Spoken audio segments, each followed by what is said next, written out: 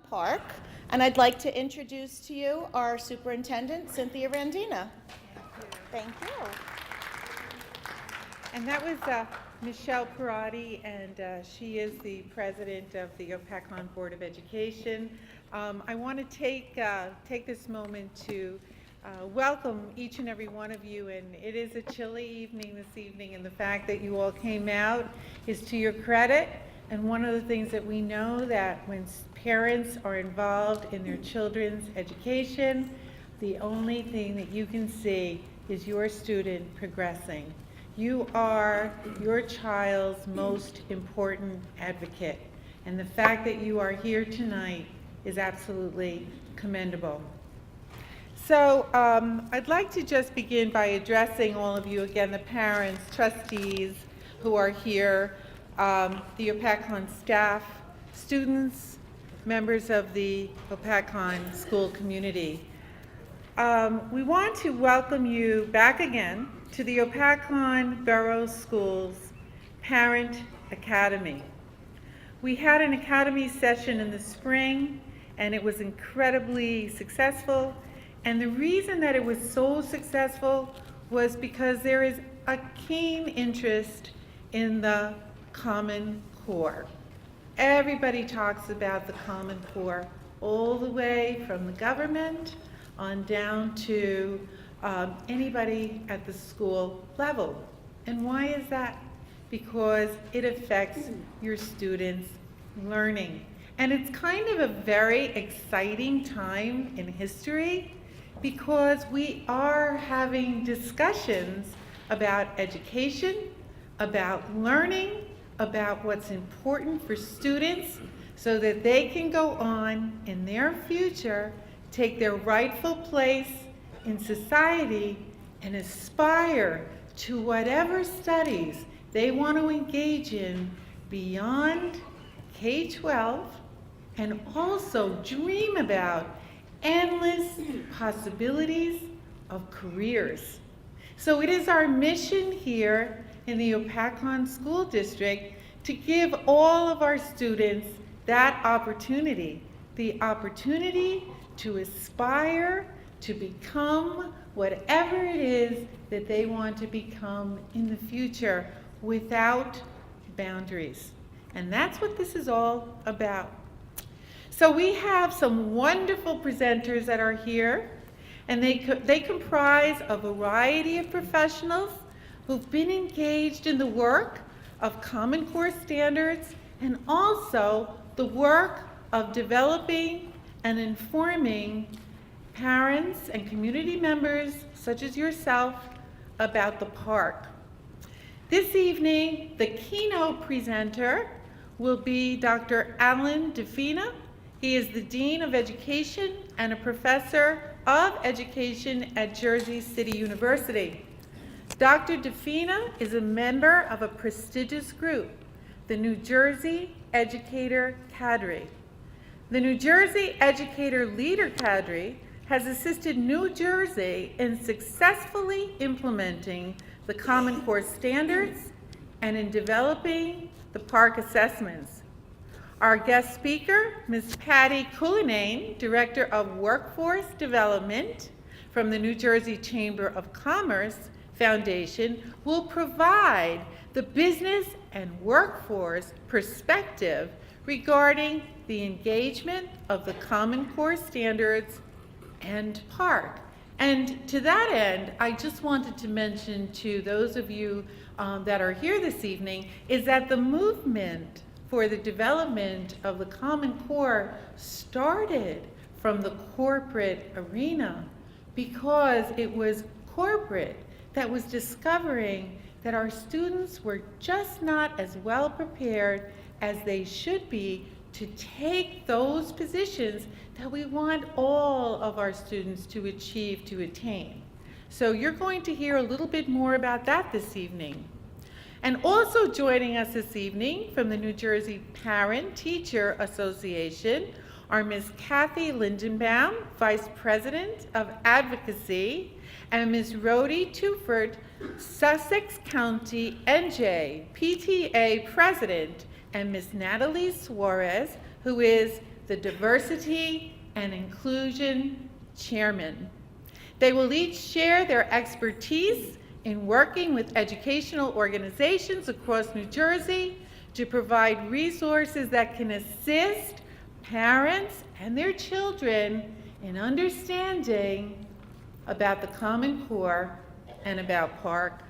I would also like to acknowledge Susan Akers, Tisha McKenzie, Wendy Webster Odell, who are in attendance this evening from the New Jersey Department of Education, Division of Academics, and I want to mention that they are always in support of all of our endeavors in the area of professional development and parent advocacy, and we certainly owe a great deal to them as well for their support.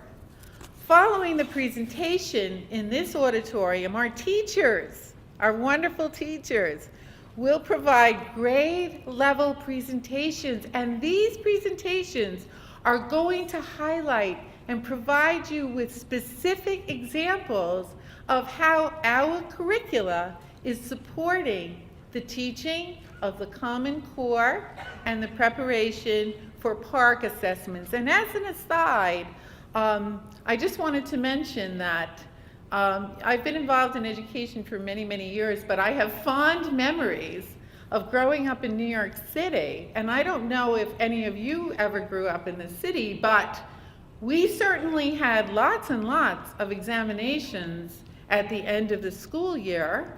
And one of those examinations that was most rigorous, and several of them, we took several of them when I was in high school, those were the Regents exams. And they were extremely rigorous, but they made a difference in my life because in essence, what they did was give me a foundation to provide me with what I needed to know for my future career as a student and as an educator. During this school year, teachers have participated in lots and lots of PARCC-related professional development training sessions, some of which have actually been conducted by Dr. Defina, who's with us this evening. And the reason that we do that is because, again, the research tells us that our teachers' knowledge, what they know, is what is translated into the classroom to better prepare our students. So it is incumbent upon a school district, as it is incumbent upon corporate or any other organizations, to prepare, to adequately prepare folks, such as teachers, to support children in their learning processes. So professional development in the Opakon School District is very, very important. The purpose of professional development sessions is to provide the teachers, again, with enhancements. How is it that I am going to learn to understand my students better, to understand how they learn, to understand how to interpret the data? What is it that all these assessments are telling me about my students? And how is it that I'm going to change the way that I'm teaching, or change or teach more explicitly so that my students can learn better? And likewise, as a school district, after we confer with our teachers, we also look at the data, and we spend a lot of time writing curriculum that your children experience in the classroom, and we use the data. What is it that your children need to know that perhaps we're not teaching as well, or perhaps we need to do a little bit more of and more deeply so that they understand better? So interpretation of your children's data is very important to us, so our teachers are trained in that process as well. Administrators have also attended PARCC-related workshops, and they also spend a lot of time conferencing with the teachers about their implementation of the Common Core and their preparation, of course, for the PARCC assessments. The district's emphasis on professional development will continue to be our primary focus, because we know that we have to take theory and we have to put it into action so that we can help your children to learn that much better. As you know, New Jersey adopted the Common Core Standards in 2010, and since then, the staff and the administration of OPACON have been diligently working to align all of our practice, what it is that we do in our classrooms, as well as our curriculum to support that effort. We not only do that to meet federal mandates, state mandates, and our own local policy, but we do that because we know that we want to provide our students with high quality, standards-based instructional programs that will adequately prepare them to aspire in the future to be all that they can be. So without further ado, it is my absolute pleasure to introduce to you Dr. Alan DeFina. Thank you very much.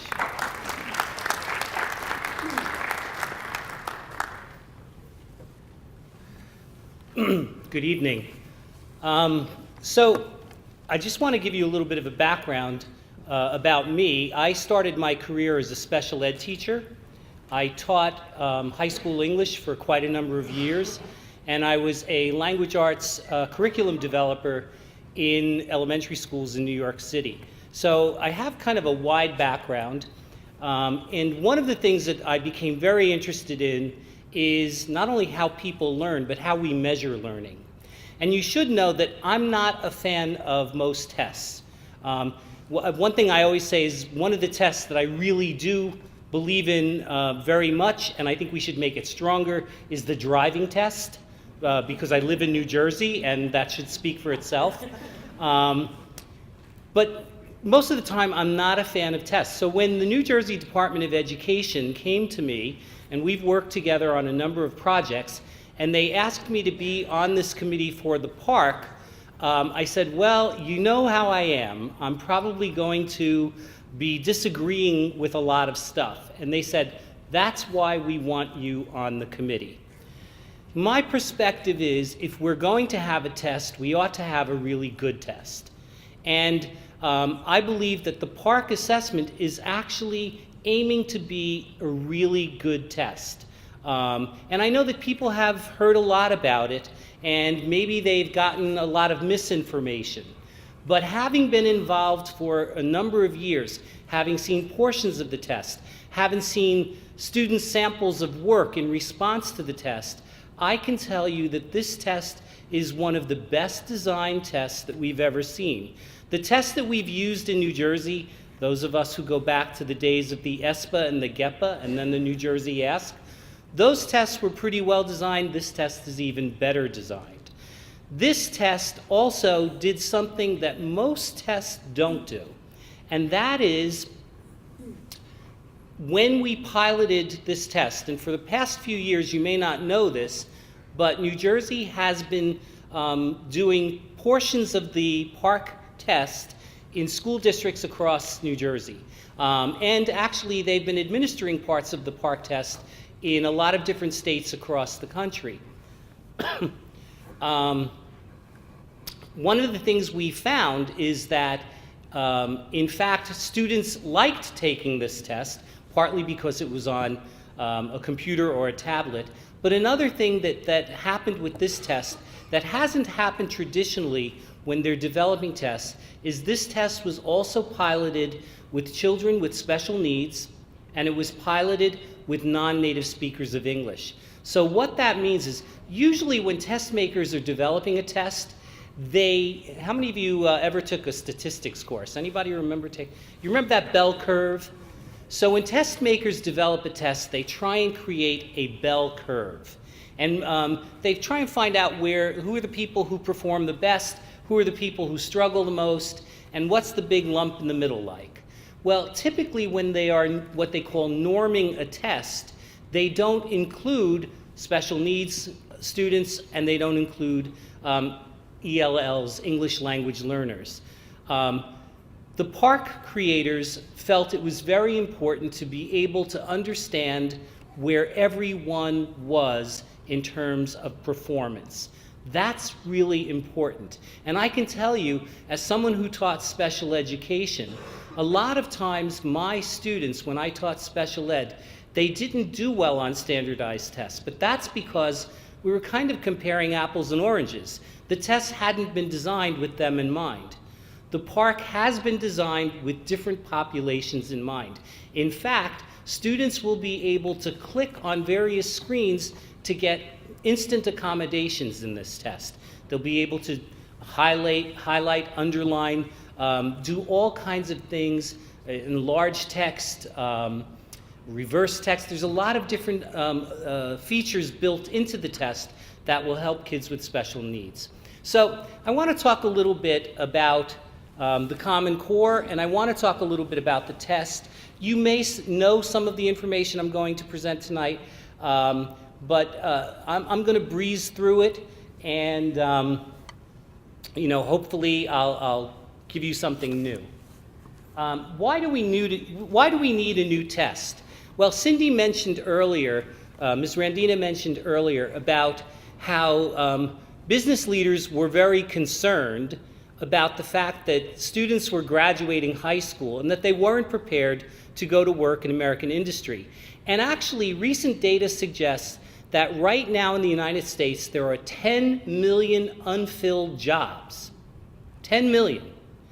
And they're not filled because our graduates don't have the skills they need in order to do those jobs. So here we are, we're one of the major industrialized countries in the world, and we haven't done a good job of preparing our students to get really well-paying jobs. So business was very concerned, and what they did is they went to the Governors Association, and they started talking to the governors of all the states, and they said, we've got to do something. And it was the governors who launched the push for the Common Core state standards. So a lot of people say, oh, it was Bill Gates or it was this or that. The reality is this was a joint endeavor by a lot of people. And the governors don't have a background in education. So what did they do? They reached out to teachers. They reached out to people in higher education at universities like I am. And they said to us, can you help us develop these standards? And so years ago, long before New Jersey adopted them, I was one of a number of faculty at New Jersey City University who actually reviewed some of the standards and said, this needs tweaking, this needs changing, this isn't appropriate at this age level, but it might be appropriate here. About a month ago, I was at the Chamber of Commerce in Trenton, and one of my colleagues, Sarah Kay from Prudential, was there, and she talked about, and she gave me permission to use this tonight. She talked about a study that they've done, and I've copied a few slides out. And what they did is they did a research study. They surveyed 105 high school graduates from 2010 to 13, 55 post-secondary education college instructors, 37 New Jersey employers who make personnel decisions. These are the people who hire people. They had additional phone interviews with other employers, and then they kind of reviewed documents and did some other kinds of data analysis. And this is what we found, is that students themselves say that there were gaps in some of their preparation. 47% reported large gaps and that they were struggling to keep up in college. Now, as somebody who works at a university, I can tell you one of the biggest problems we have is we get kids coming into the university who still aren't able to write a really good paper. By the time you get to college, you ought to have that skill, okay? More than 3/4 of college instructors reported that students were not well prepared, and almost half of all employers reported dissatisfaction with kids coming out of high school, that they couldn't do the job. Okay, this is a problem, and that was one of the reasons behind the Common Core. And by the way, you can't just have standards, you have to have a way to measure those standards. And that's the reason the PARCC assessment was developed. And I don't know if you know this, but there are actually two groups developing tests. There's one group who's developing the PARCC. There's another group that's developing something called the Smarter Balanced Assessment, which always makes me think of margarine. there are two groups, and they're both working on trying to come up with a really great test. New Jersey is involved in the development of the park, and as I said, I've been working on this for a number of years now, and I think we're doing a good job with the development of this test. Okay, I think we'll skip through some of this, but just look at this. So the green bar is students, the red bar is college faculty, and the blue bar is employers. And this is their dissatisfaction. The first category, work and study habits, science preparation, oral communications, and public speaking. This is how prepared people think students are. Now, what's interesting is the college professors think the students are better prepared than the students think, and college professors think students are better prepared than business thinks. So there's a disconnect there. And what we really need, we need standards from one state to another that tell us, really, are we being reasonable in terms of what students need to know? Okay, so I already talked a little bit about the development of the standards. Here's something else. People say to me, are they developmentally appropriate? In other words, is what we are asking a kid to do in 3rd grade, is that appropriate for an 8-year-old? The answer is yes. In fact, there's tons of research that show that the tasks for 3rd grade, the standards for 3rd grade, are in fact quite doable. One of the problems we have, though, in American education is a lot depends on where you go to school. If you go to school in one state, the expectations may be lower for 3rd grade. If you go to school in another state, they may be much higher. Even within a state, if you go to school in Jersey City, where my university is, the expectations may be very different from what they are here in Hapatcom. Because we have all of these standards all over the place, or learning objectives all over the place, we can't really tell where kids are at. The other thing is that when we compare ourselves to other developed countries internationally, kids from the US aren't doing as well as they should be.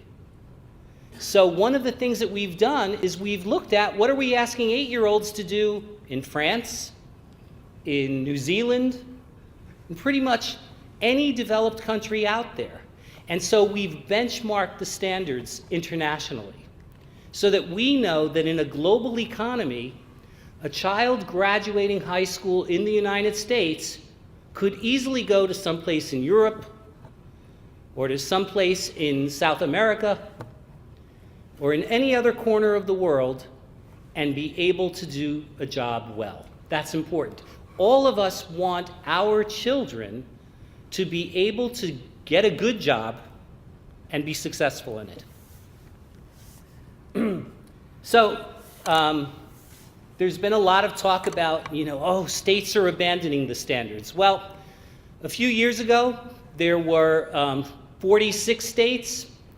Right now, there are 44. So there hasn't been full-scale abandonment. And even out of the 2 that have kind of stepped back, they haven't let go entirely. They're taking a let's wait and see attitude. And part of that is because they want to see how this all plays out. And part of that may be political. Okay? So again, people understand that in order to be competitive, we need to have standards across the nation. Now, there are a few states that haven't signed on yet. We'll see what happens. And if we can go to this video. This is just a quick video. I don't know if you've seen it, but yeah, we'll need the sound. Like it or not, life is full of measuring sticks. How smart we are, how fast we are, how well we can, compete. But up until now, it's been pretty hard to tell how well kids are competing in school and how well they're going to do when they get out of school.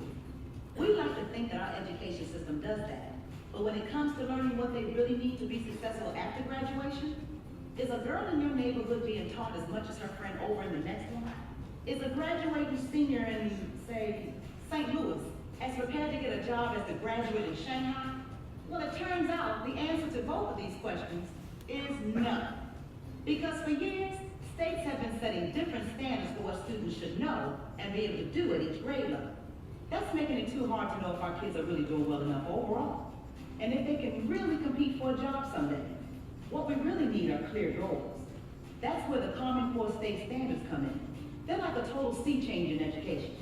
Consistent, strong, clear benchmarks for English language arts and math.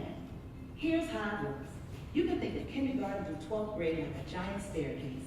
Each step is a skill your child needs to learn before stepping up to the next one. But right now, too many kids aren't really confident with like 2 + 2 before they have to move on to 2 × 2. We need more focus on the skills that help them move up the stairs, or they can slip up and fall behind. And there's another problem. What if everyone's stairs were made at different heights? Well, here we go again. They are. So, a boy in Seattle who's rocking an A in English literature could be getting a C on his Chicago friend's staircase. Oops. We need to create consistent steps in education too. So first, each standard creates a landing on the staircase, a stop along the way as your child heads toward high school graduation. Each stop is a chance for every parent and teacher to focus on the skills their students are supposed to know at that step, no matter the zip code, language, or race. And more importantly, each standard makes sure all students are learning what they need to know to get to graduation and beyond. Because something like counting to 100 leads to understanding dollars and cents, which eventually leads to understanding how to manage a budget. Secondly, the standards are consistent from school to school, and they match up against international standards too. Now we know how we're doing compared to just about everyone. So even though local communities will still design their own curriculum, with the same rules, everybody can compete on the same kind of staircase. But standards aren't learning. That's why we need teachers, parents, and students to help make that happen. By working together to help kids meet these standards. The world's getting more and more competitive every day. But now, when our kids get to the top of their staircase, they can have way more options on where their life goes from there. Clear goals, confident, well-prepared students. That's the Common Core state standard. Thank you.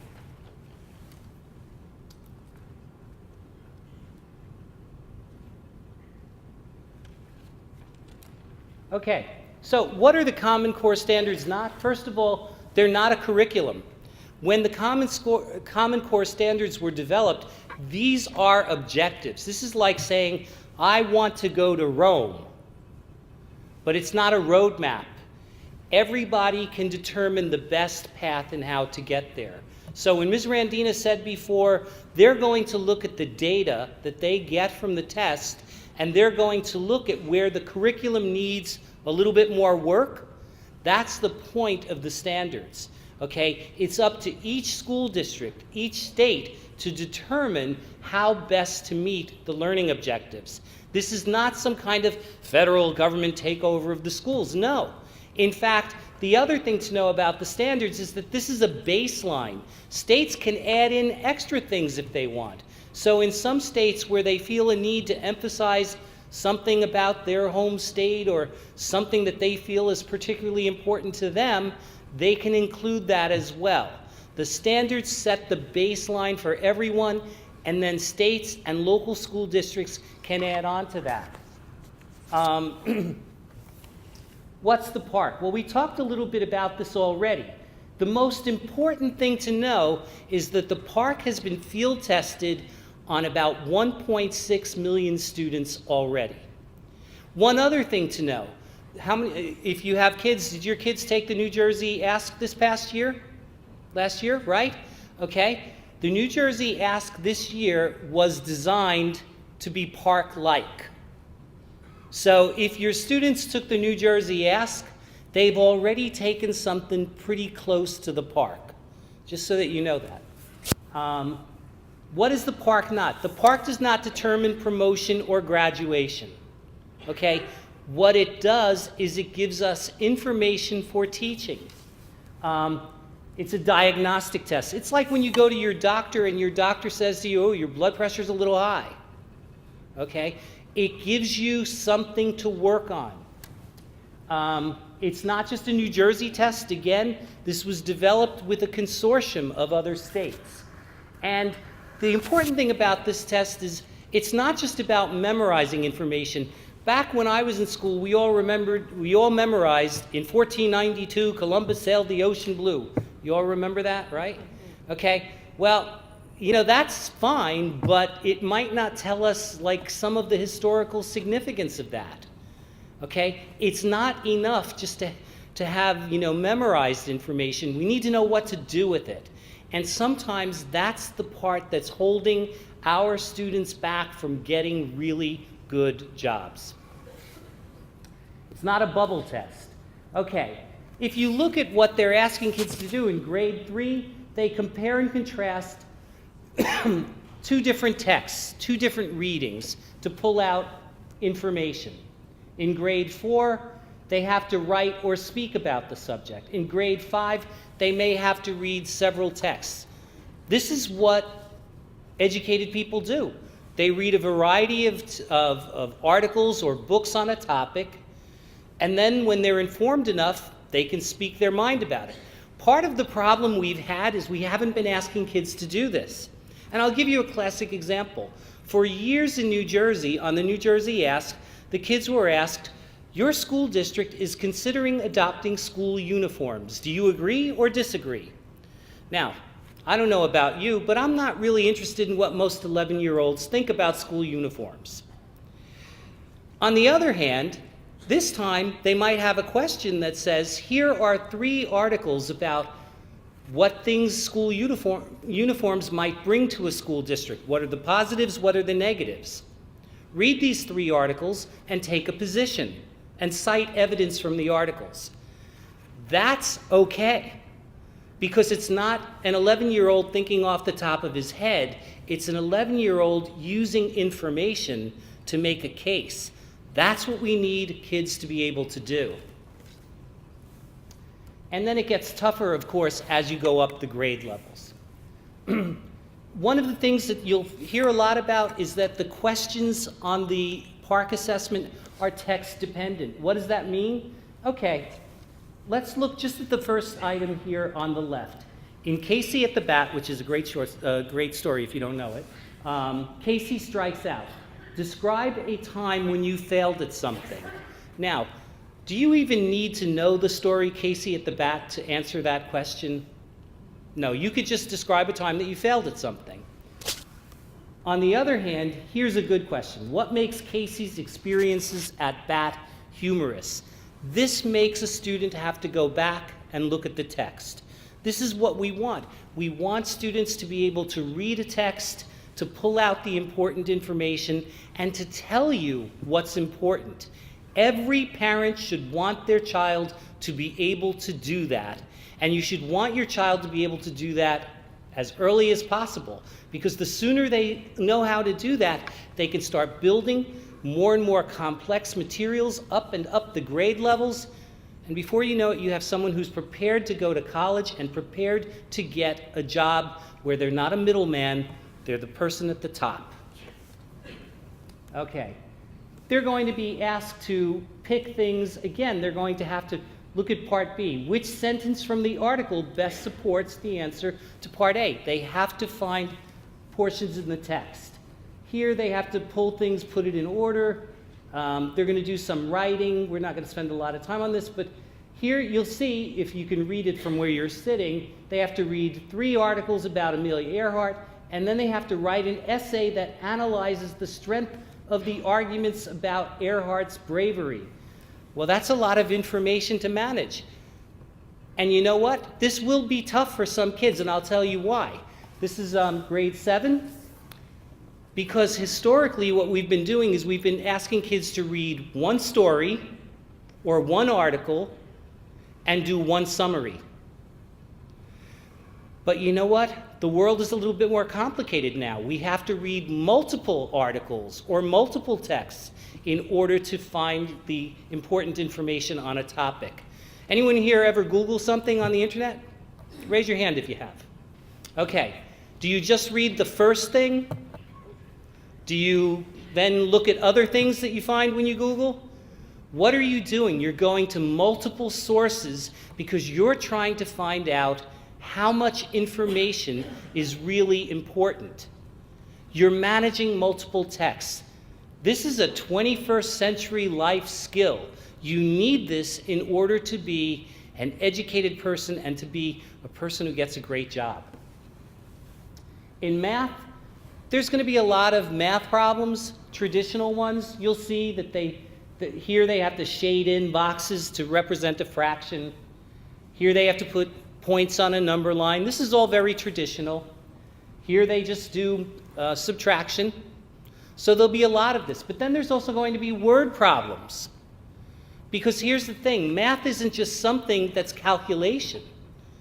Math is what helps you when you need to buy a carpet and you have to go to Home Depot or someplace and you have to tell them, oh yes, the area that I need to cover is this big. We want children to not only, back in the day, when I was in school, and I wasn't always an attentive student. In fact, I got a lot of timeouts, I'll confess that. You wouldn't know it to look at me now, but I talked a lot because I got restless, okay? You can tell I talk a lot. But when I was in school, we did rote memorization of our number facts. How many of you did that? Okay? Now, there's a place for that, but none of that is any good if you don't know why. If you don't know why you need to know 7 times 8, because maybe you'll have to buy carpet that's 7 feet by 8 feet, okay? If you don't know, what's the point of knowing those numerical facts? So there will be a lot of word problems. And by the way, this may be a struggle for some kids because too often in classrooms we spend a lot of time on computation, when really we need to do a lot of word problems, a lot of problem solving, and the computation is built into that. And I can tell you, because I've been in Hopatcong for a couple of years now, and I've been in and out of classrooms, sometimes as a welcome guest and sometimes not, but people here in Hopatcong get this, and they're working with their students on this. They're saying, we can't just teach numbers in isolation. I have a friend who teaches in one of the worst high schools in New Jersey, and he asked one of his students one time, he says, what's 8 times 7? This is a high school student, couldn't answer it. And he said, what's 7 times 8? The kid said, I think I know this one. We may smile at that, but the reality is we need to do a better job at the computation and at the application. And that's why we need standards, and we need to check in with those standards every year on the park. Okay, and as they go up the grade levels, the problems get a little bit more complicated. One other thing, a lot of teachers who don't teach math and English and language arts think they're off the hook, but they're not, because science and social studies, there will be a lot of readings on the test from science and from social studies. So every teacher has an obligation to include a lot of reading and writing in their classes, a lot of problem solving. This is really important. Every teacher has to be committed to making sure that every student is on track to graduate and to be successful. There are lots of resources, and I will make these available so that they can be posted on the Hopatcong website. But I know that there's been a lot of misinformation. I know that people have been concerned about the test. Here's something to keep in mind. When the test is administered this year, the test scores are still in the process of being normed. We're still trying to get that bell curve. Okay? We're still learning about, a lot of people saying, what if my kid fails? Nobody's going to fail. We're just going to look at where each population, whether it's kids in the mainstream, kids in special needs, kids in ESL classes, we want to look at where every population is. And I can tell you right now, as someone who taught special ed, years ago, I'd often get people telling me, He didn't do well on that test. He has reached his maximum potential. Well, I was working with 8-year-olds. I don't ever want anyone to ever tell me that an 8-year-old has hit the limit. Okay? The reason why every child should take the test is because we need a baseline. Just like when you go to the doctor's office and he takes your blood pressure. We need a starting point because we need to make sure that there is growth happening. Will the test be challenging? Absolutely. It wouldn't be a test if it wasn't. Anyone here ever run track or play an athletic team? Okay? You win some, you lose some. It's a challenge.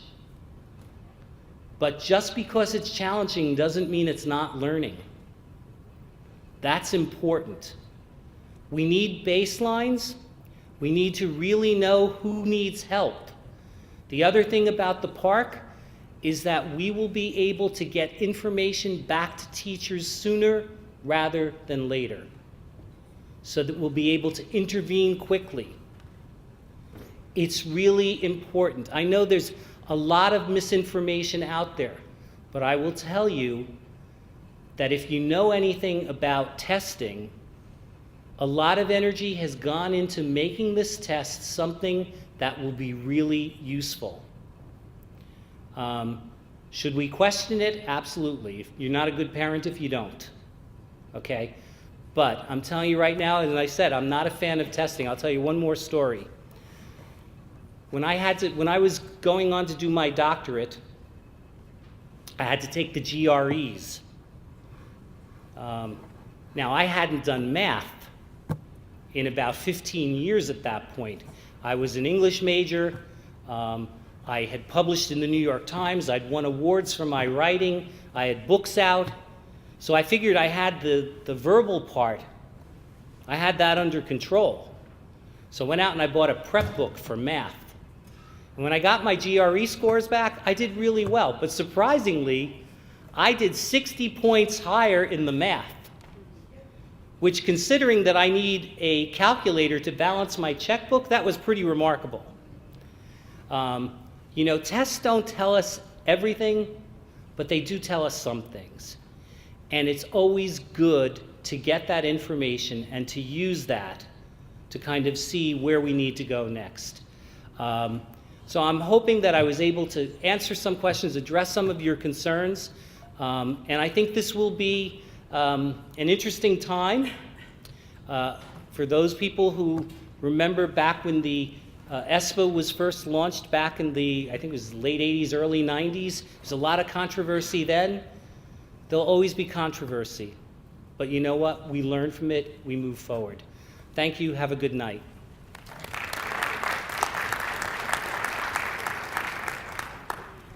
Thank you, Dr. DeFina, for sharing those enlightening words. Every time I hear you speak, quite frankly, I gain in my own knowledge of why we are in this wonderful practice of education. And it is a challenge to all of us. You saw the rigor, and we are all challenged in our preparation of your children for the park. And we know that they're going to be challenged, but ultimately they're going to do so much better. And of those 10 million jobs, I hope they're filled by the students of OPACON. And that is our goal here and every day, today and every day. So without further ado, I'd like to introduce Ms. Patty Cullinane. And Patty is, again, the Director of Workforce Development at the New Jersey Chamber of Commerce. A little bit about the Chamber. The focus is to ensure students are ready for the rigors of college and ultimately the workforce. And she is a representative from the business community that is going to share their perspective with us this evening. Thank you, Patty, for being here. So good evening, everybody. Can everybody hear me? I'm a little taller. So we have some overlap because we at the Chamber Foundation also have a relationship with the folks at PSE&G and are aware of those studies. So I'm going to be much quicker than I thought I was going to be. So I am here representing the business community. I work for the Chamber, and the Chamber's mission is to make business better in the state of New Jersey to help make business prosper, grow, to keep the companies that we already have in our state, and to also attract more companies so that our economy grows and we can all have jobs. So I'm going to go off the beaten path a little bit here, so just bear with me if you will. Who in this room loves their children? Raise your hand. Okay? Keep your hands up. Who in this room wants their children living with them when they're 30 or 40 years old? Right? So in order for that not to happen, they need to be gainfully employed. So of course we all know that our primary job as parents is to make sure our kids grow up to be independent, productive, happy, and healthy. And in order to have a life like that, we need to be employed as adults. And we need to be employed with good, decent jobs with good, decent wages. Unless, of course, anyone here is independently wealthy. I know I'm not. So the Chamber staff reports to about 75 presidents and CEOs of companies from around the state of New Jersey, both large and small, PSE&G, Verizon, Prudential, Merck, Johnson & Johnson. And these presidents and CEOs have been telling us for years, something that you said earlier, that young people are not prepared for the workforce. Young people right out of high school that go to work, and also recent college graduates. And so at the foundation, that's really what created the Chamber Foundation, is we go into schools all over the state and talk about college and career readiness with the kids. So we'll skip some statistics.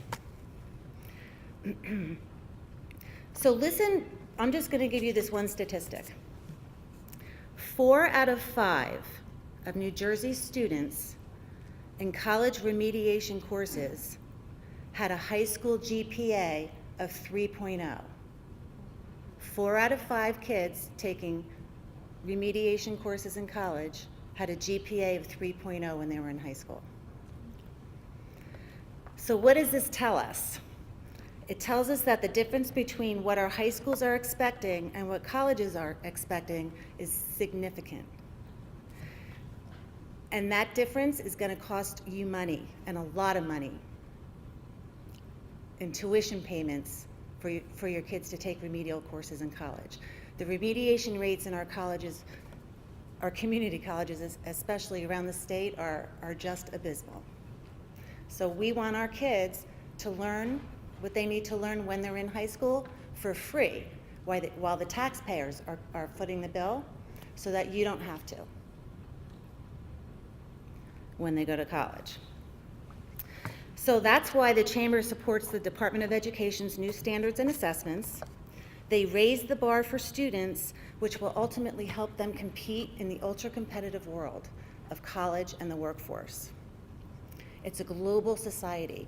When I was growing up, or when I was just out of college, my competition was my neighbors. Now our competition, it's global with the internet. We have a company who could not hire and retain a receptionist. So they went overseas, and there's a video screen when you walk in the front door, and there's a woman from Great Britain who acts as their receptionist. So the assessments will provide a detailed information regarding educational gaps, and these are gaps that teachers can address in a timely manner to ensure that all students learn the material that will help them be successful in their post-secondary education and the future workforce. So really what's happening from the business perspective is technology is a game changer. It is. When I grew up, I got my first cell phone when I was 40 years old. Yes, I'm that old, right? Low-skill jobs are going away. There's a company out in California who created a robot called the Alpha. It can make 360 hamburgers, custom hamburgers, without a human hand touching it in 1 hour. So low-skill jobs at McDonald's and Burger King, they're gonna go away. The Amazon drone, is anybody familiar with that? You can go on Amazon and hit, I want a 30-minute delivery, and the drone drops it at your front door. That's not good news for people who want to be truck drivers in the future.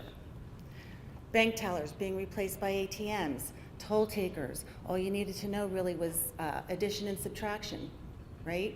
Now we have Easy Pass. Those are computer scientists, very high skill jobs.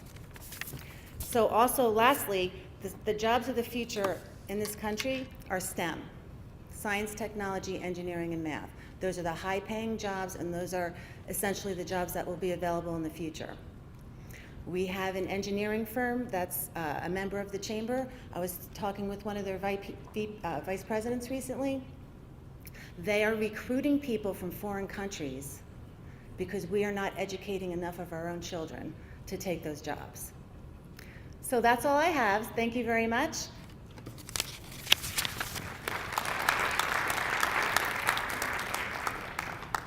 Thank you, Patty, for your words, and I'm so glad you mentioned STEM. I can't ignore that statement, because one of the things that we have created here in the Opakon School District is a STEAM Academy, because we're also including the arts within the STEM.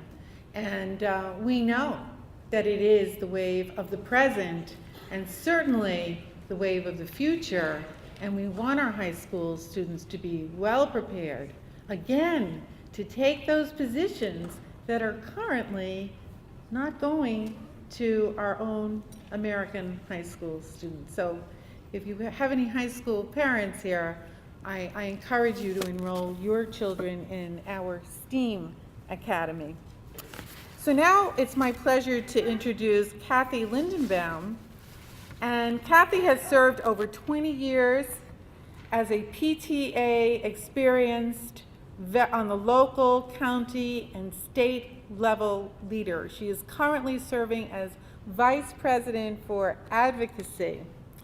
Over the years, she strives to keep education an important priority on her agenda. It is an issue she considers to be the basis for PTA's goals and objectives. And we welcome you this evening as our distinguished guest. Thank you, Kathy.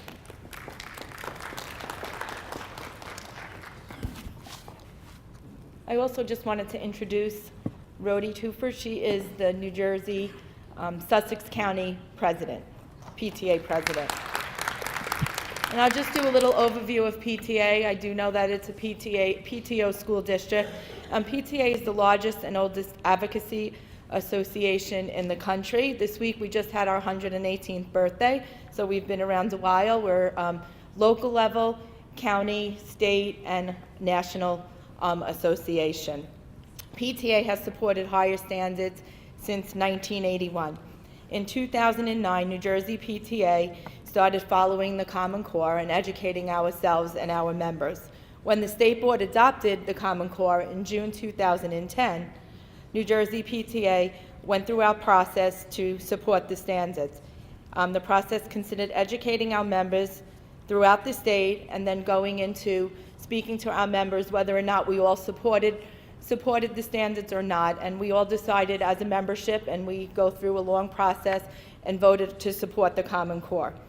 We sat at the table with education groups across our state to make sure that we had the correct information and not misinformation. Sometimes we all know that a lot of misinformation gets out there, like the telephone game, and we wanted to make sure that we had correct information.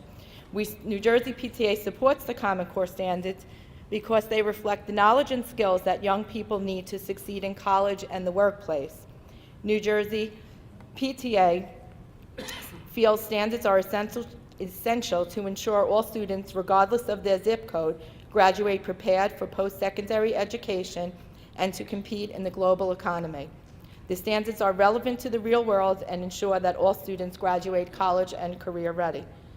When the implementation process started and the New Jersey Department of Education chose to be part of the PARCC Consortium, we began our process of informing our members on the PARCC assessments. Assessments have been a part of the education system in New Jersey since, I believe, the 1970s, and No Child Left Behind made it a federal education requirement in 2001. Since New Jersey PTA gets information from the same education groups, we have all been working together getting facts out. We started a coalition called Raise New Jersey. We are still our own association, and New Jersey PTA stands on PARC is for informational purposes only. We are not pro or against PARC. We are here to give members our information. We do have information that I can, we have frequently asked questions, and we have different PARC information that you can put on your website. You already have it there? Okay. Members of the New Jersey We Raise New Jersey Coalition are New Jersey PTA, New Jersey Association of School Administrators, New Jersey Principals and Supervisors Association, New Jersey Council of County Colleges, New Jersey Chamber of Commerce, New Jersey School Boards Association, and Jersey CAN. New Jersey PTA firmly believes that education should not be politicized. It really doesn't matter which political side someone is on. Ultimately, we all want a quality education for our children that will allow them to compete in the job market they will face in the future.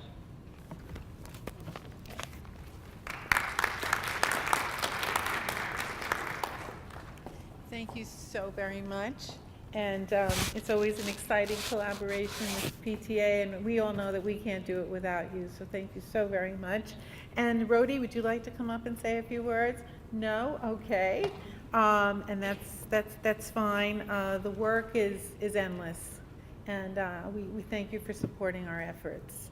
And we had Natalie Suarez was going to be with us this evening, but unfortunately she had to decline because of another engagement. But we come to the time in our program where I'm going to introduce our two curriculum directors, Dr. Olga Edgerton, who is the supervisor of STEAM, and Dr. Sumita Koffold, director of curriculum and instruction, overseeing the language arts. And without further ado, would you please come up? And they're going to have the honor of introducing our teachers and who are leaving right now. And they're going to tell you a little bit about the program and what you're going to encounter when we go into our breakout sessions. Thank you. Thank you. Thank you, Mrs. Randino. Welcome, everyone.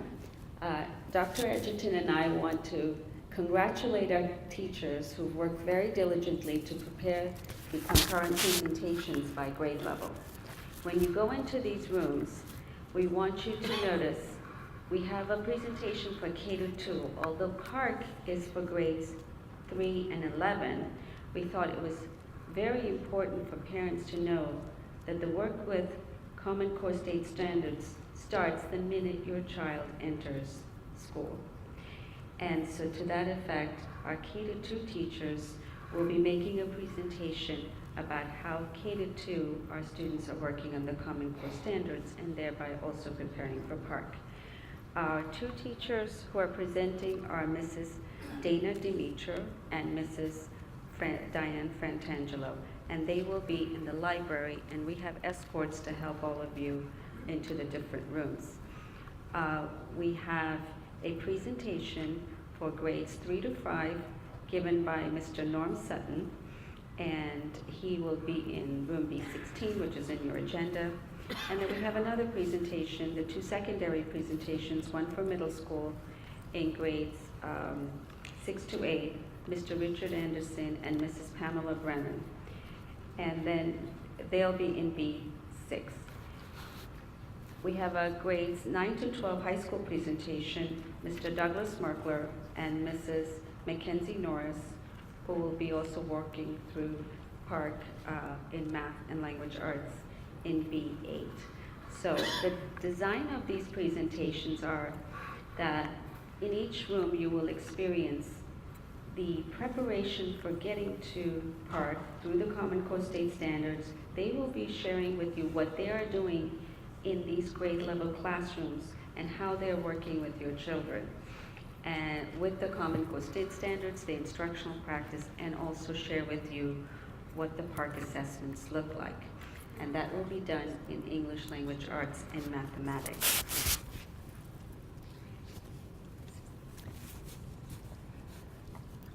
Thank you, Dr. Koffold. I think we pretty much covered everything. And at this point, I would like you to, And they'll go to the cafeteria. Yes, yes. Let's please move to our individual rooms. Please enjoy your night, enjoy the presentations, and after the presentations, we will reconvene in the cafeteria. Thank you very much. Kids have always taken tests in school. Tests are a necessary tool for parents and teachers to understand their students' progress against academic goals, so that learning gaps can be identified and addressed before there is a real problem. However, these tests have not always been created with real learning in mind. Students were rewarded for a good guess on a bubble test and not what they learned in the classroom. But, just like Tommy's regular visits to the doctor, academic assessments, when done well, are based on high state standards and designed to check his educational progress, giving Tommy's teachers and parents better information to help him succeed in the skills that matter most: solving problems, thinking critically, and reading with comprehension. Of course, just like Dr. Wilson updates his medical equipment as technology advances in medicine, states are updating assessments to measure the skills students will need to succeed in the jobs of tomorrow. The old standardized test merely evaluated Tommy's ability to memorize basic facts. The new assessments measure deep understanding of the types of problems he will encounter in the real world, because those are the tests that will help Tommy be better prepared for college and the workplace. Information reveals problems, it doesn't cause them. Problems are caused when we ignore information that can help find solutions. Every child needs an annual physical checkup and an annual academic checkup. Parents, teachers, and students need high-quality tests aligned to high standards every year in order to have the information they need to ensure that each student is getting the skills they need to be successful in life. Learn more at businessforcore.org.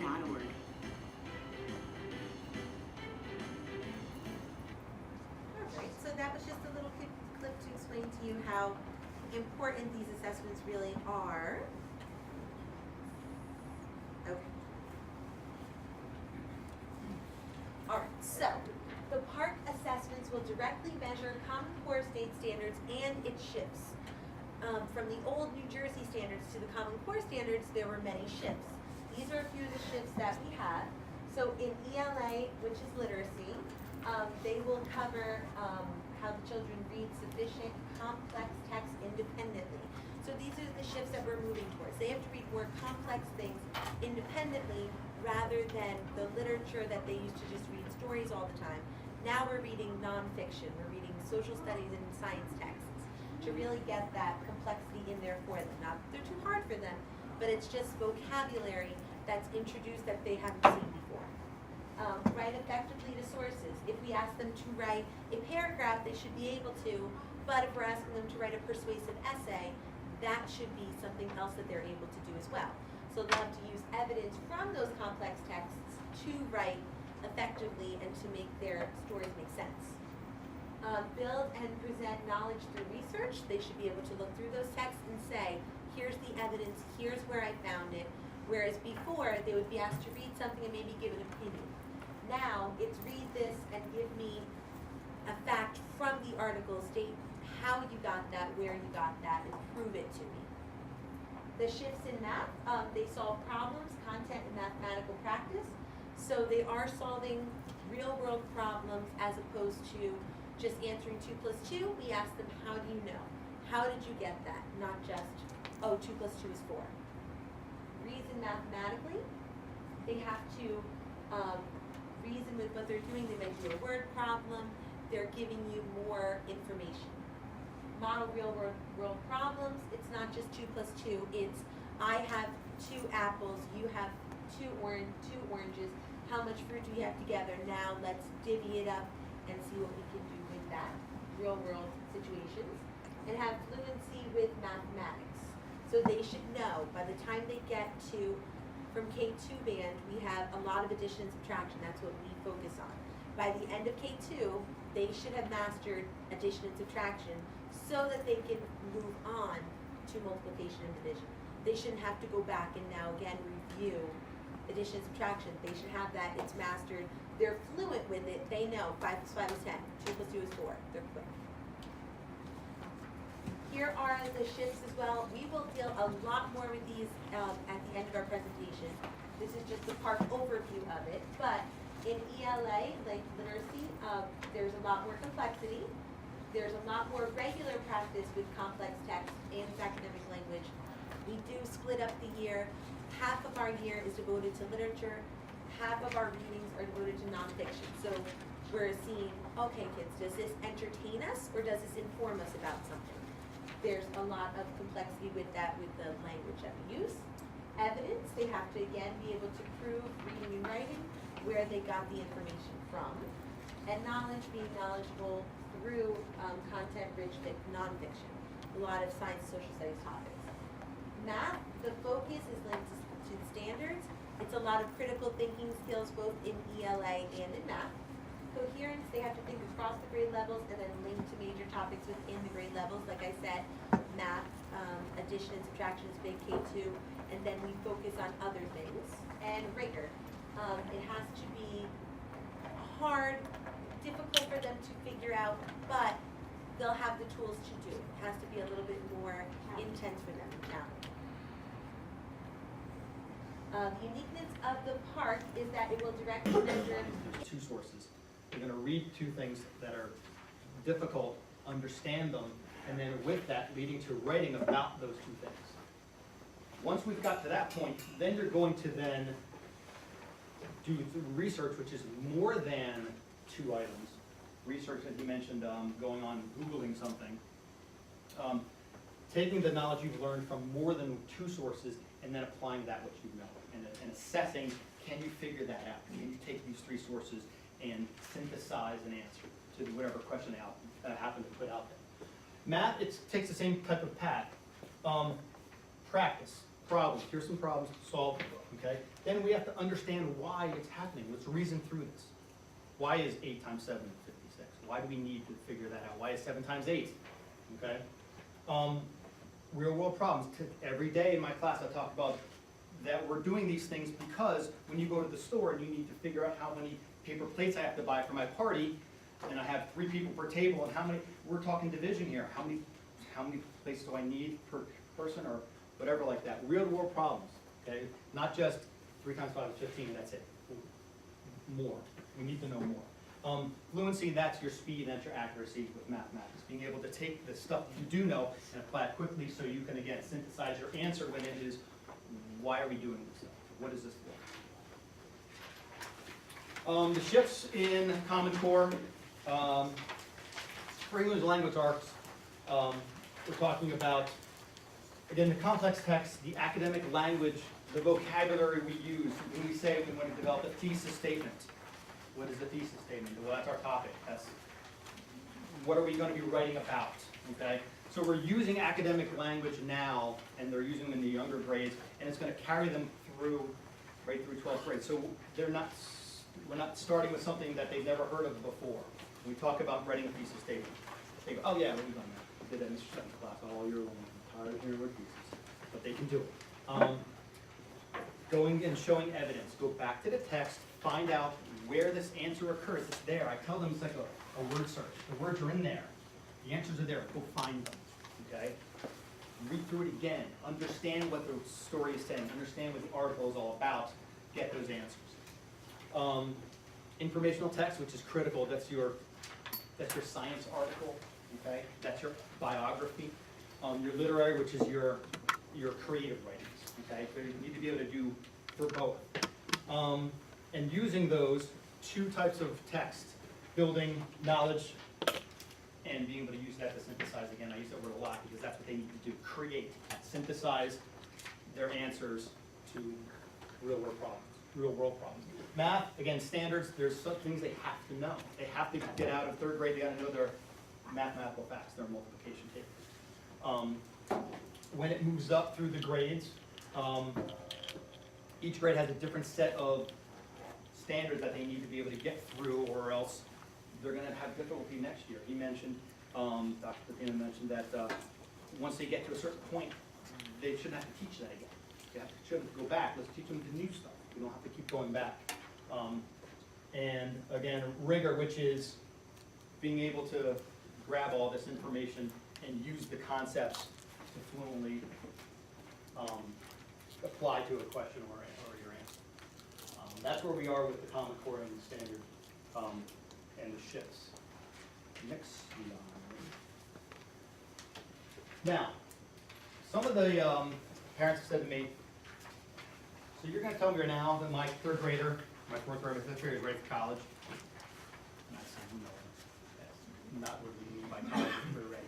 But what they are saying is the on track is the backwards design of the Common Core is they started with colleges. And college, they asked, like, what do you want from this incoming students? What do you want them to learn? What do you want them to know so they're successful? And they said, okay, high schools, they have to be able to do this. So then high school said, okay, well, if that's what they need to leave 12th grade, what do they need to go into 12th grade to get there? Well, that's what our 11th graders need to know. 11th graders, what do they need to be successful in 11th grade? That's what our 10th graders need to know. And they worked it all the way back to kindergarten. That's our backwards design. So when you say, is my kid on college, on track for college and career readiness in third grade, are they at that point where they're gonna take what they've learned and move it to fourth grade?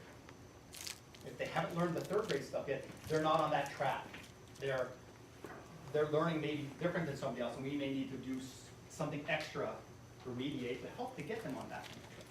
15 Common Core standards, and it's content driven. So basically, as we are giving, the curriculum is based on the Common Core state standards, and that's what PARC is all about. That's what it's based on. We're not teaching to the test. We are actually giving the Common Core standards, which is PARC.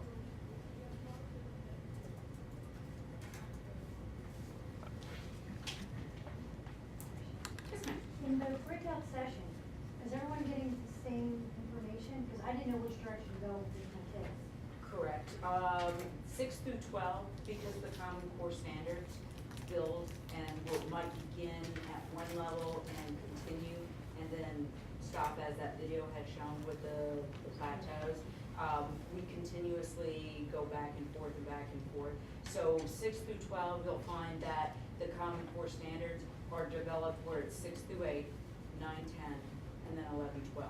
So as far as this general overview information, yes. When you start seeing the little samples, that'll be where things start breaking out. Because K through 2, obviously, the PARC, and we might have overlooked this, the PARC is only designed to measure and assess starting at grade 3. So K through 2 have something else going on. And they focus on the Common Core curriculum state standards, but their assessment will be something a little bit different. So starting with grade 3, this is the process. This is where we'll go. And then 11 should be the final one. But Common Core goes from K through 12, but the assessment tool is 3 through 11. So at whatever point we get to where we actually start talking about samples, if you have another student in the building that you would like to switch over or find out about that, you're welcome to go. We're the first room, high school, up the steps, you'll find in K through 2, and then you'll find 3 through 5. Feel free to move about, that's fine, you'll get pretty much the same information. I do believe it's my understanding that this PowerPoint is going to be made available on the website, correct? So if you miss something, want to go back to review, really like Mr. Anderson and I, and there are no other teachers, in this district that you would rather spend, the rest of the evening with, and want to stay here, that's perfectly fine with us.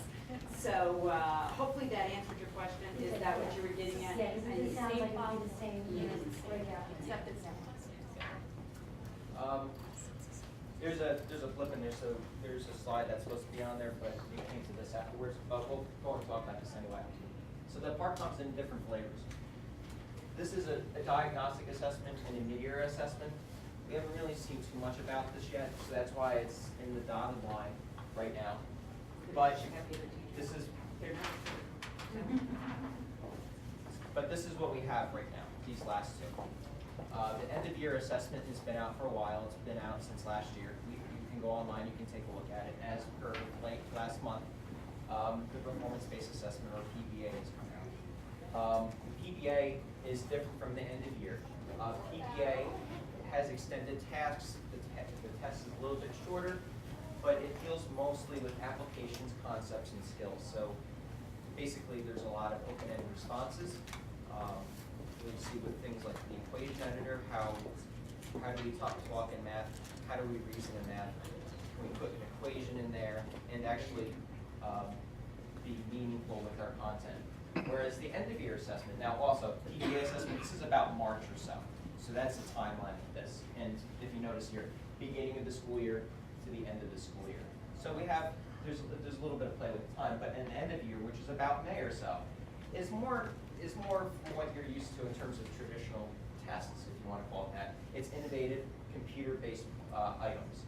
So more or less, the PDA is human and or computer scored, whereas this is more computer scored type of assessment.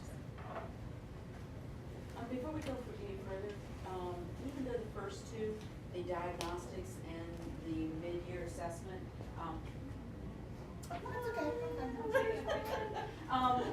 the students have already been participating in both of these areas. As a district, we went ahead and plugged ahead with these. We started with the diagnostics so that we could see where the students were, where we might want to focus some of our attention on, where we might think that, okay, it doesn't look like it's quite so bad there, so we can spend more time in another area. So as I know the language arts, I'm assuming that the math has done this as well. Yes. We've done our own in-house diagnostics. Eventually, I think the state is looking at developing another tool to actually use in the diagnostics process. And then the mid-year, where are we? Have we been hitting the areas that the students need some concentration on? Is this an area that we need to continue on, or do they look like they've grasped it so that we can move forward? So both of those are things that this district has chosen to go ahead and do, even though the state is still in the developmental phases of that. The other two are ones that we are going forward with. And we've been preparing for, we've been showing the kids what is the PDA, what does the EOI look like, so it's not a big surprise to them. Let's see here. Quite different. I'm a computer immigrant. Even though I grew up with computers, I'm not a guy with the iPad and everything. So if you look at some of the kids, my 8th grader, I can give her just about any technological device that comes out of Apple, and within 15 minutes she'll be showing me how to use it. That's how. But for me, I got to sit down. I got to think it through. I got to play around with it. I got to mess it up a number of times. So for us, it's a little more difficult. But for the younger students, I think they're pretty accustomed to using this technology. So this is not going to be as much of a barrier as it would be for an adult. Believe me, I tried taking a sample card test online, and I'm still taking a sheet of paper, put stuff on the paper before I can do it on the computer. I don't have that problem. These are some of the kinds of questions, and some of the actions that they're going to have to take. Multiple selection is a multiple choice, for example, but it's not one selection. It's all that apply. So that presents some challenges to the students. They'll be dragging and dropping. There'll be hot spots on the screen where they actually move the cursor onto a point, click on it, and an answer will show up. And again, this will become more apparent when we show you some extra slides here. Built-in calculator reference sheet. That's all available on the computer. They will be able to use a TI-84 graphing calculator. Okay, that's the official calculator. However, all the information they really need to address is available in drop-down menus on the PARCC assessment, on the computer itself.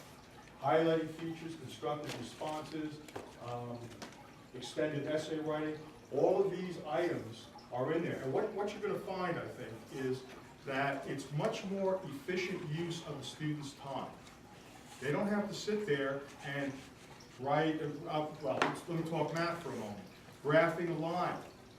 They're not going to have to sit there with a ruler and draw a line. They can identify the important points on the graph, and then they can connect it with a line. It's a lot quicker, a lot more efficient. All right, so there are a lot of advantages to that. But again, this is This constitutes a major difference in how the students are taking an assessment, because it is all computer-based. And again, you'll see some examples shortly, so. English language arts. There's 3 types of tasks that your children are going to have to do. There's a narrative task, which is based on one text. Most likely it will be a story, and they'll need to answer questions regarding narrative themes such as plot and themes and conflict and traditional story elements. And they're probably, in their writing, going to have to continue on in the author's style and maintain what the author's purpose was in moving forward with this in terms of narrative. Literary analysis, it says in the name, they're going to get 2 pieces of literature that they're going to have to compare and contrast and be able to answer multiple questions about. Research simulation, this is your more informational-based texts.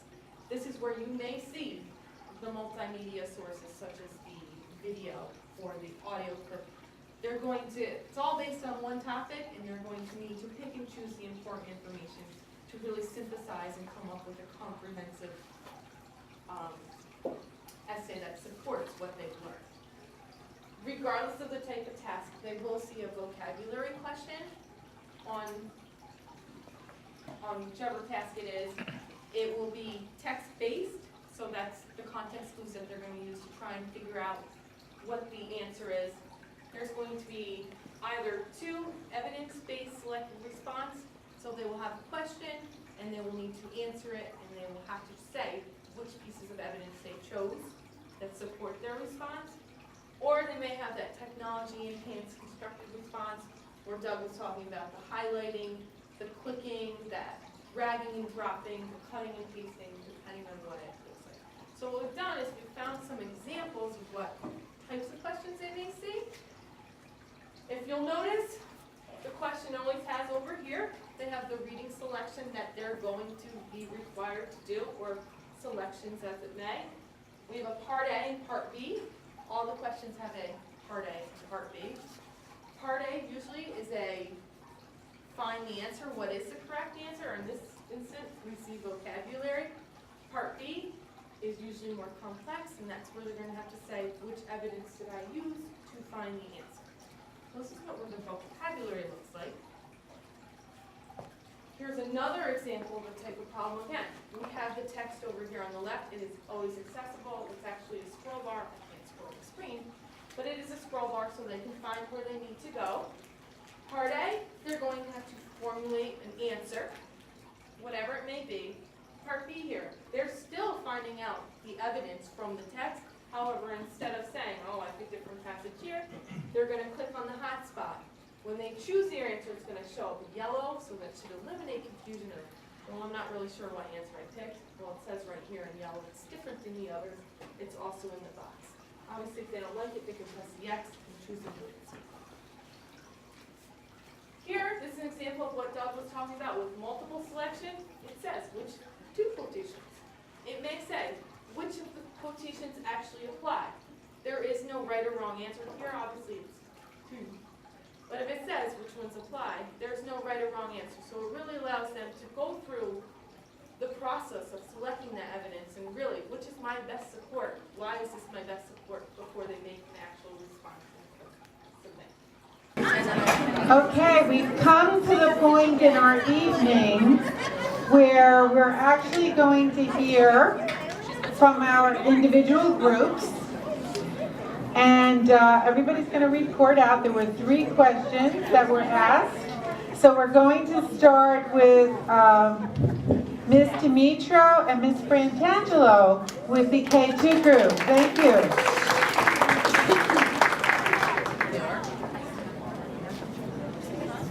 All right, so our first question, reflecting on the presentation, what were some important key points? We discussed how each skill builds upon each other. Expectations at grade level are clear. Skills have real-world uses, knowledge through research, and how teachers assist the students in being successful. Based on what you've learned, how can you help your child at home in meeting the expectations of the Common Core? We had some things like practical math problems with real-world uses. You could do with your children at home and practice the math skills, the computation, and the familiarizing your students and yourself on the standards. Reading nonfiction texts, having students react to text, and write in journals about the evidence that they found. Educate yourself on the expectations of the grades and the standards, and to keep everything interesting. Don't let it get mundane and boring. Use the computer, use different things that you have. Lastly, what are some topics you'd like to learn a little bit more about in the future? They'd like to learn at each level with the children as the children progress. Keep learning everything with them. Ways to assist the kids with computer skills like copying and pasting, dragging and dropping, etc. Those technology skills that they'll need to do on a test. A workshop on the exact concentrations and the guidelines. Providing sample books if they're available. And they just want to stay abreast of the new developments and changes in the test and in PARCC. Excellent. Thank you so much. Wow. Group K2. Excellent foundation. And now we have Mr. Sutton, and Mr. Sutton was working with the parents in grades 3 through 5. Mr. Sutton. Thank you. We had some animated discussions and some fantastic dialogue between the presenters. Mr. Byrne helped me out, and Dr. Koffel helped me out as well. So between the three of us and my group, we had some wonderful things we talked about. We talked about being positive with the students, being positive with your children. Talk to them. I mentioned that you are the greatest teachers they're going to have. Let them know they can do this, because it's just going to be the same things that they've been learning from day one. So talk about it. Ease their anxiety. They can feel when things are stressful. It shouldn't be a stressful time. They can do this. Let's see. One thing we wanted to learn in the future, great question, was how is it scored? What's the scoring process? What are we going to do with the information once we get it? How are we going to use that to adopt changing our curricula around and becoming more successful in educating students using that data? So that's a fantastic question there. And some things that were key points. What about the scores arriving after the fact? Good point.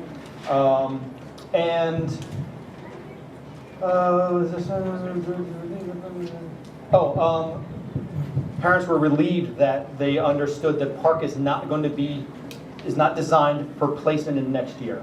They don't have to worry about whether or not they don't perform as well, my child won't go to the next grade level. That is not true at all. So that assuaged a lot of fears as well. So those were three of the big points we had. And again, I want to thank all the parents for coming and helping out and discussing with us tonight. So thank you.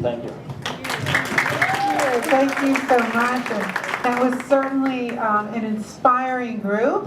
I'm glad that you were here asking the questions. I think the questions were all excellent questions.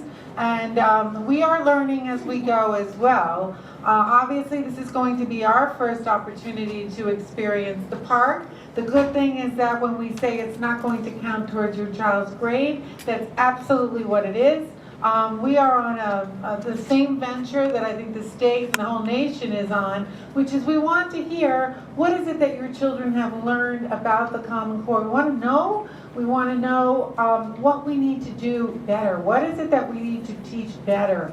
And I tell parents all the time, these statewide assessments, they're really for us, so that we can change the manner in which we're teaching, and perhaps some of the curriculum stressing some things and not stressing the kids what the kids already know. And who's going to be assessing the PARCC? Well, the PARCC is going to be assessed by a group of educators, and these educators have had lots of practice over time.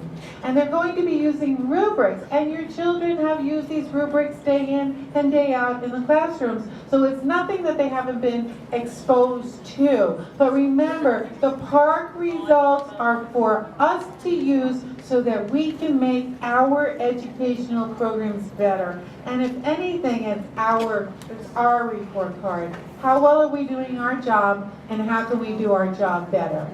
So now we're going to move on to our middle school group, and we have Mr. Anderson and Ms. Brennan. Thank you so much.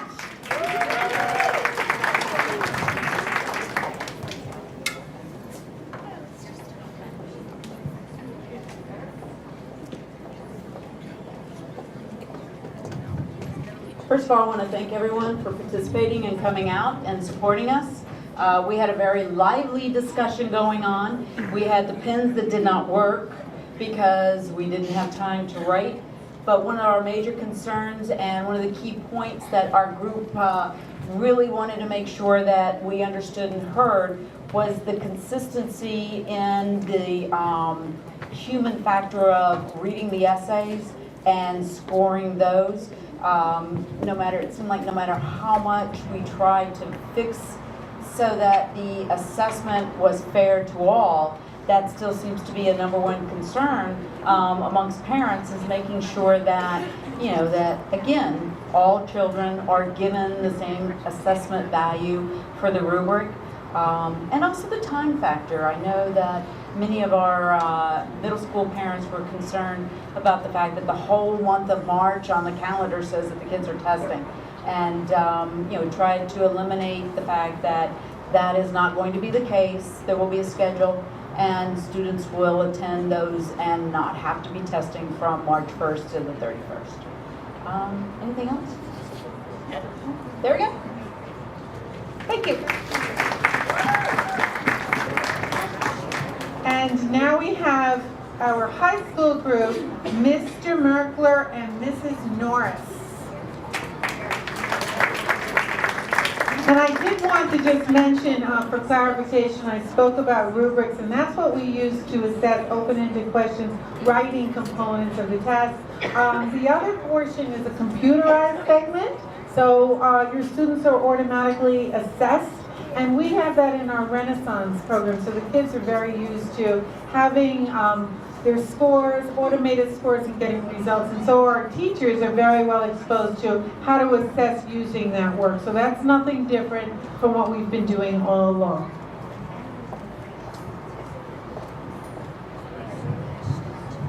Okay, thank you very much.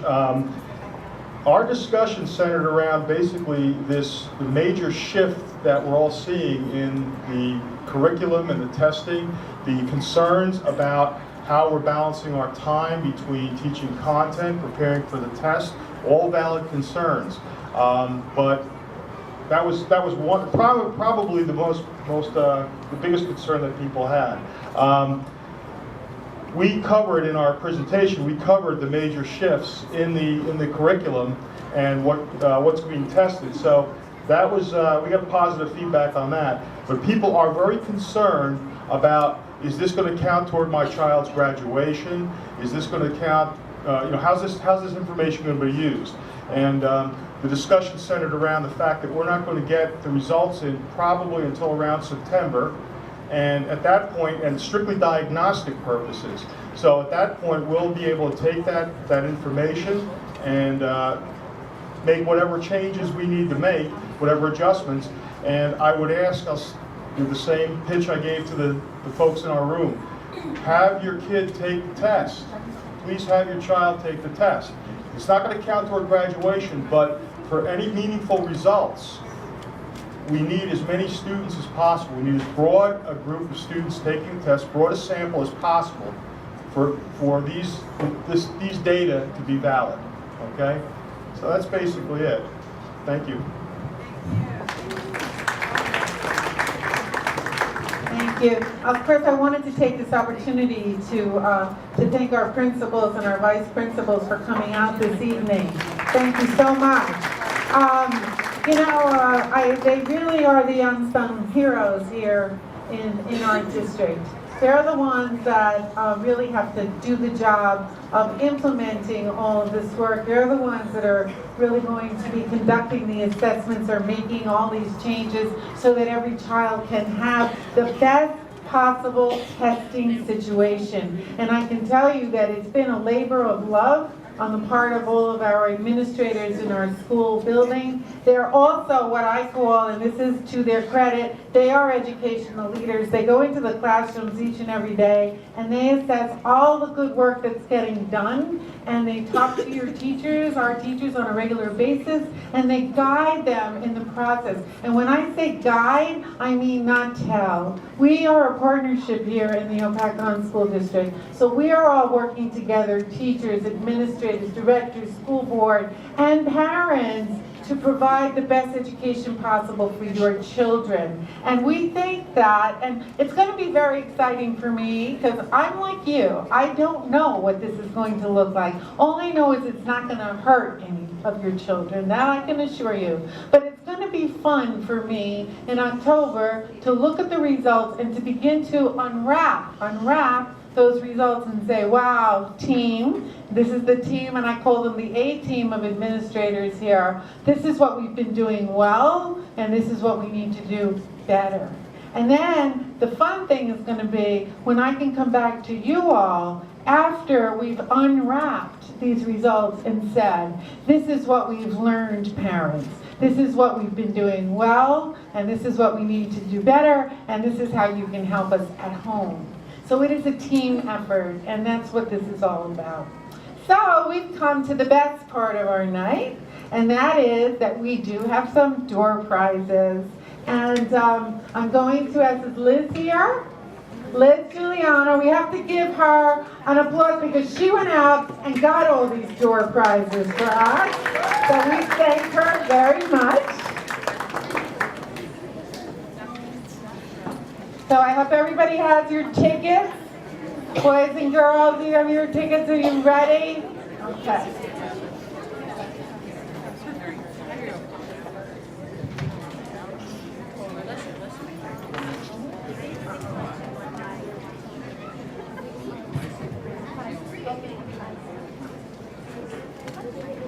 All right, so the first prize is going to be a $10 gift certificate to AMC Theaters. And the ticket number is 612467. No? Going once? Going twice? Nope. Take another one.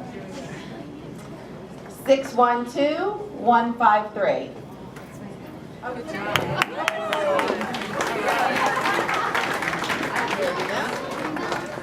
Am I serious? The next one will be a free 12-inch sub to the 3-in-1 Deli. And if anybody goes to the deli, you know they got the best subs in town. 612149.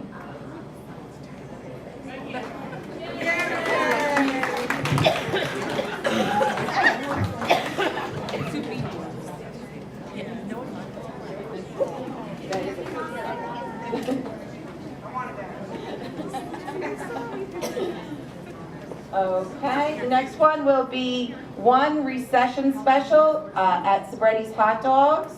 I think it's 2 hot dogs and no soda. I think that's what that is.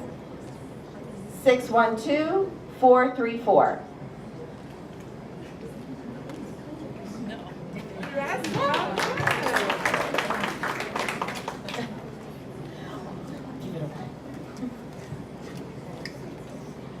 And the next one is a $25 gift certificate to the new Patrick's Pub in town. So if you haven't tried it, go try it. 612473.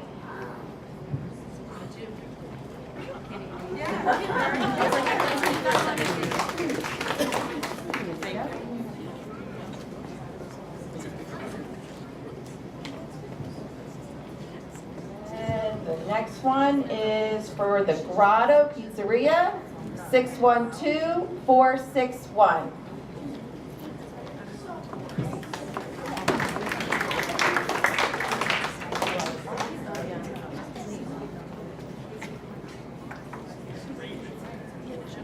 And the next one is $25 to Castaways, 612280.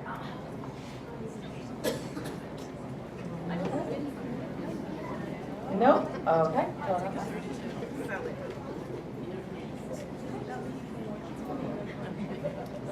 612-449.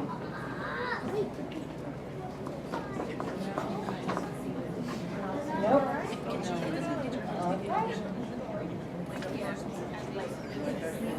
612-175. I'll take it. Nobody wants to go to that. 612-162. Oh, who should I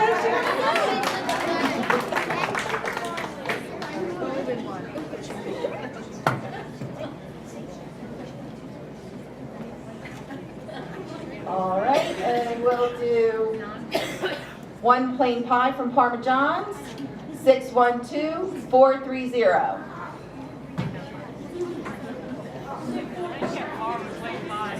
No?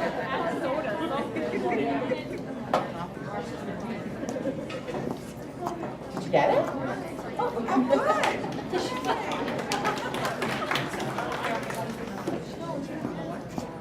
we'll do an Applebee's, $15, half off apps. 612-163. Nope.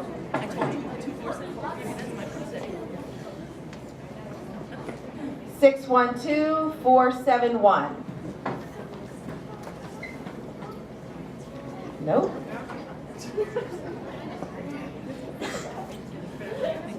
612-279. Yes? What?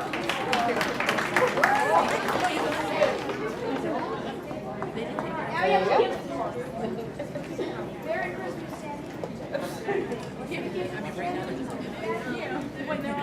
Okay, we got a $15 Domino's, 612-177.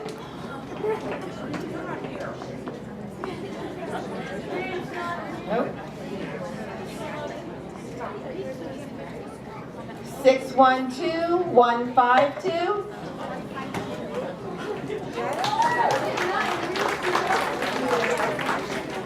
Thank you. There you go.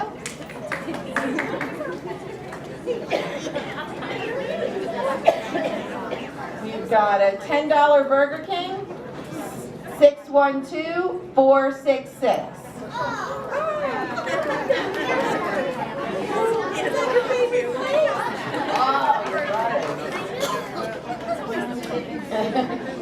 And another $10 AMC card, 612-463.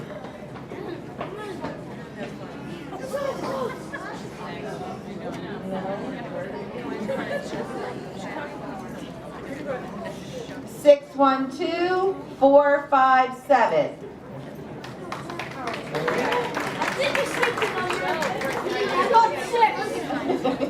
There you go.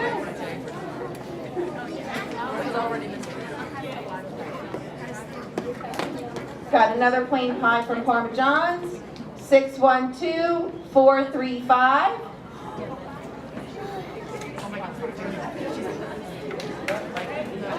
Oh.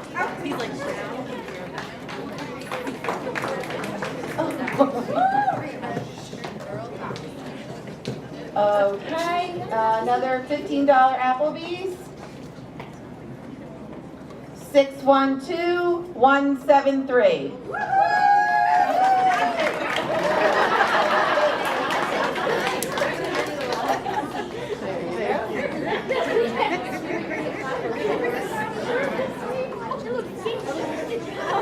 And another $15 Domino's.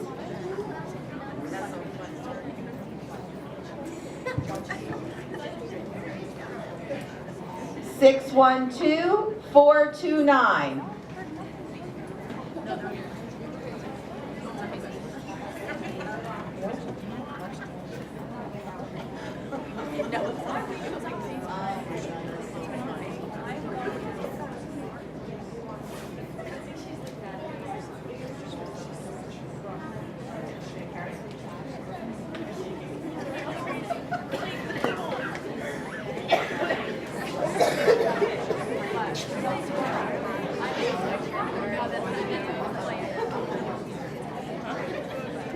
612-446.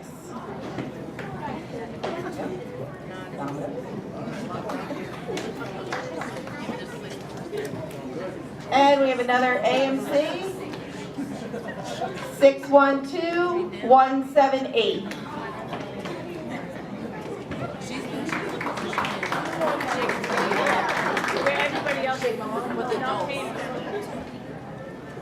Another Burger King.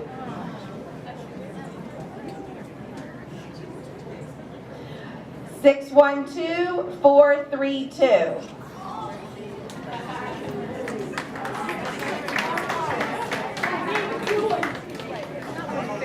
No, that's okay, you can hold on. I trust you. And the last Applebee's, 612-426. Yep, in the back here.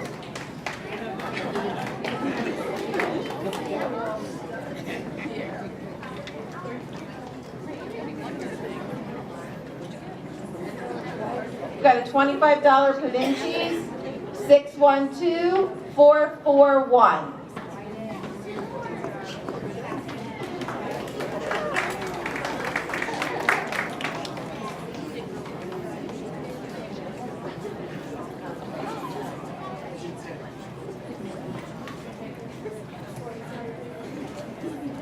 Last Domino's, 612-276.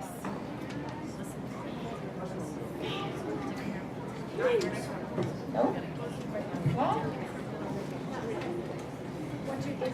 612-433. Yes!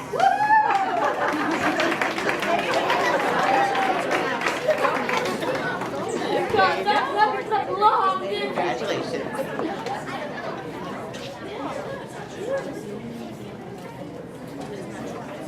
The last Burger King, 612-284.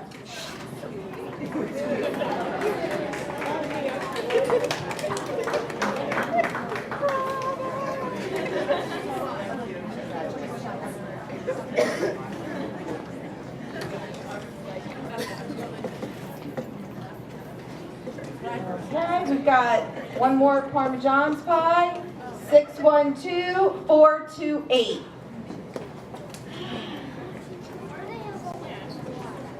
Okay.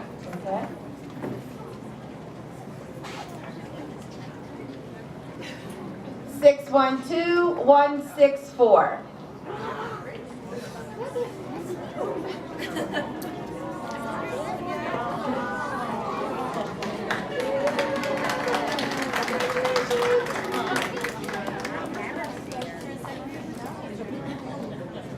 And we have another recession special from Sabretti's, 612-454. 454.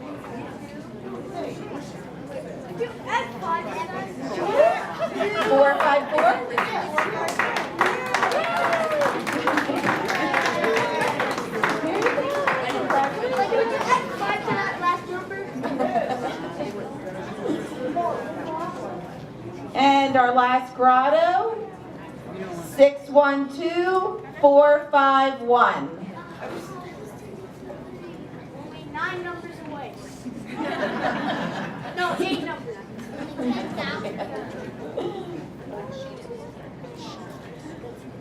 612-277.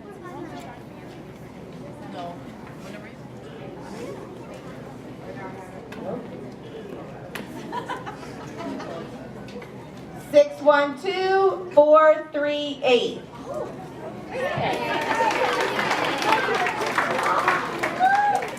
There you go. Thanks.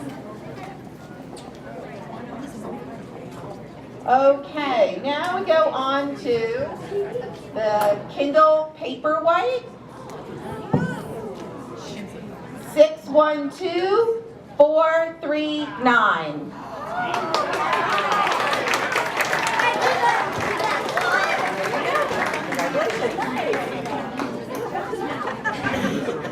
And for our JVC 32-inch TV,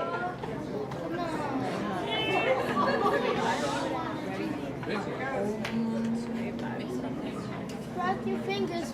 612167.